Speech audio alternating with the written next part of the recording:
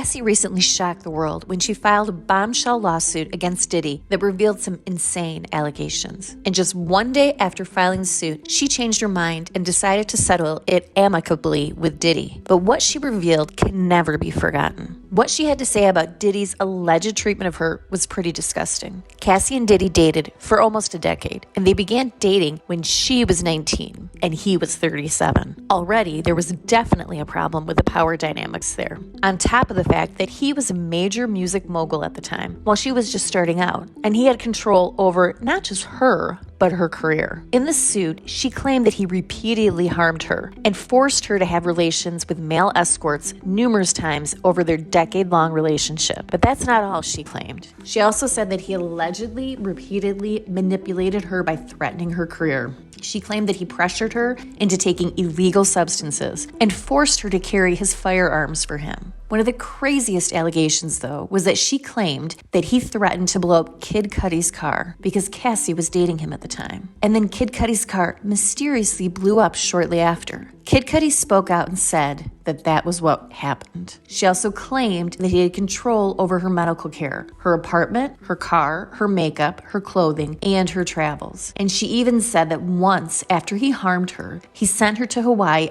on vacation to make up for it. And perhaps the worst accusation of all, and there are a lot, she said that towards the end of their relationship, he came to her home and forced her to have relations with him, even as she told him to stop. After the lawsuit was filed, dozens of women and people close to Diddy spoke out in support of her. Former Diddy Kane members Aubrey O'Day and Dee Wood both stood with Cassie. Diddy Kane was famously managed by Diddy for years, and it seemed like everything was quickly falling apart for him. Her lawyers also seemed prepared to fight for justice for Cassie. One of her attorneys, Douglas Wigder, made a statement about the suit saying, "No human should have to endure what Miss Ventura has endured. Her ability and willingness to speak up against the abuse she suffered and seeking to hold accountable her abuser and those who enabled the abuse is a testament to her strength and resilience. We are honored to represent this brave victim in her pursuit of justice." He even said that Diddy had previously offered Cassie an 8-figure settlement to keep her quiet, but she turned it down. But then, just one day after it was filed, she decided to withdraw the suit and resolve things privately and amicably. So what actually happened here? According to the statement, they reached a deal to their mutual satisfaction, but no terms of the agreement were disclosed. And they said that no further statements would be issued beyond a statement made by Cassie and one made by Diddy. It seems as though Diddy really wanted the suit to go away because immediately stories from other women started coming out of the woodwork. An old story about Kimora Lee Simmons resurfaced. In 2004, she was pregnant and married to Russell Simmons when Diddy threatened to hit her.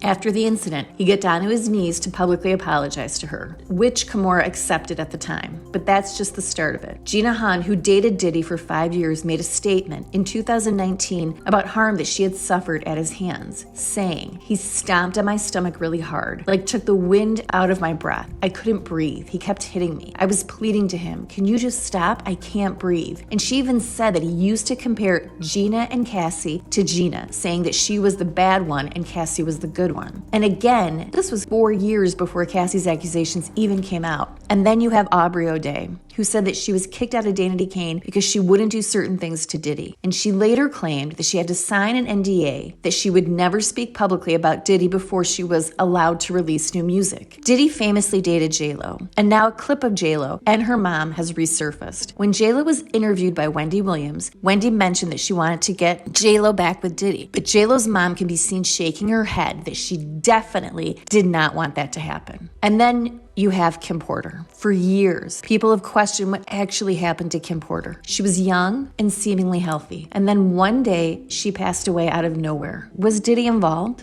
Obviously, we'll probably never know, unless Kim's family comes forward and tries to investigate. And even though these are all just allegations, it's pretty insane that so many women have similar stories of this terrible behavior toward them over the years. But what do you think? Who do you believe? And were you shocked that Cassie settled the lawsuit just one day after it was filed? Let me know what you think in the comments.